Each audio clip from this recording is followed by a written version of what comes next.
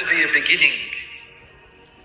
It's impossible that we are here without an original beginning. And the more you think about it, the more the mind will lose the plot. There has to be a beginning. Otherwise, there cannot be us.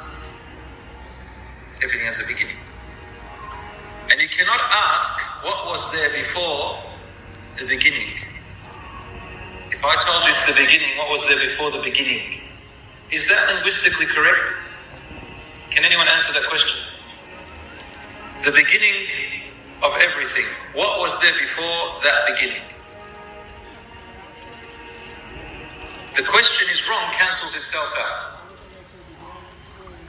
Because it's called the beginning, because it's the beginning. Replace it, the beginning, with a name which is presented to us in the Quran and all the other Bibles, the holy books of the past. He is Allah, the Creator, the God, worthy of worship. And there is nothing like unto Him. Allah was always there. And وَلَمْ يَكُنْ قَبْلَهُ شَيْءٍ. Rasulullah said in another hadith, there was nothing before Him.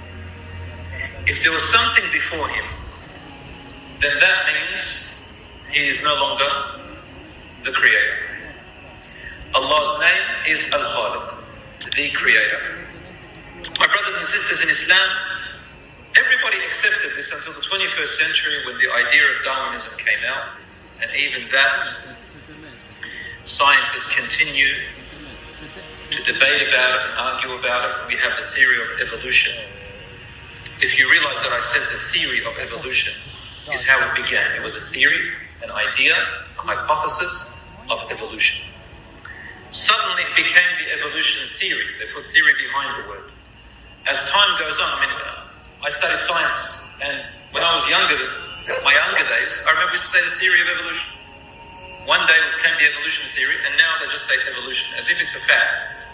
But no significant, breakthrough investigations and discoveries have been made to change it to a fact. Is they just start to believe it more and more. The stance of Islam on evolution is not all that difficult to understand. Neither is it a taboo to talk about. Nor should we shun the idea of evolution completely, brothers and sisters.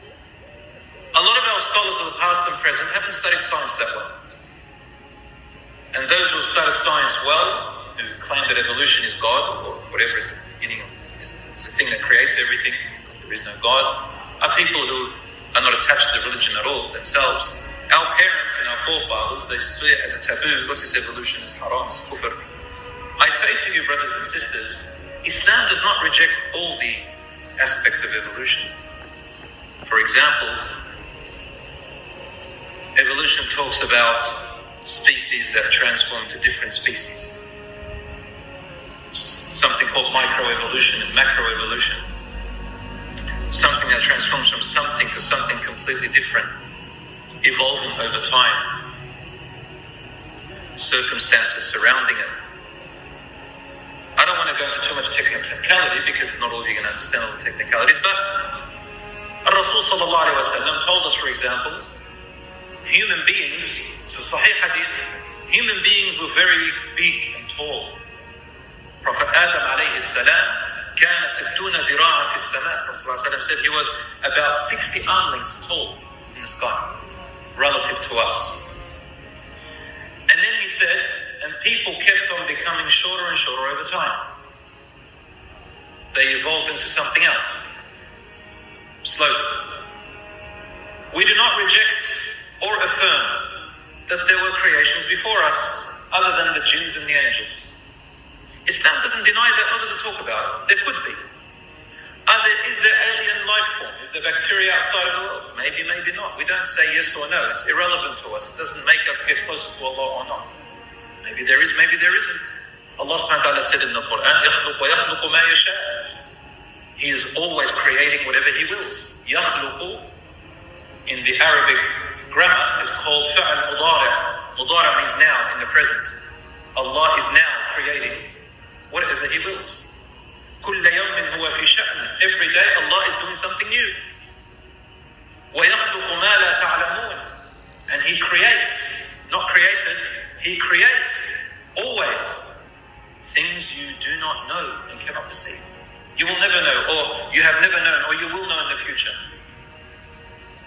سَنُرِيهِمْ آيَاتُنَا فِي الْآفَاقِ. We shall show them our signs in the horizons, in space. وَفِي أَنفُسِهِمْ, and in their own biology. وَمِمَّا لَا يَعْلَمُونَ. And things they have never heard of or known before. Or things they do not know in the present. So we don't reject the idea that there was, for example, dinosaurs before humans. Or that things did evolve into something else. Or things were something and became something else. We don't reject that idea. And nor do we affirm it. If there's scientific facts, we say we accept it. We're not stupid people. But what we do reject is what the Quran and the Sunnah and what the prophets have told us to be a fact. And when scientific theories say something completely opposite, something that denies that fact. For example, Adam is the first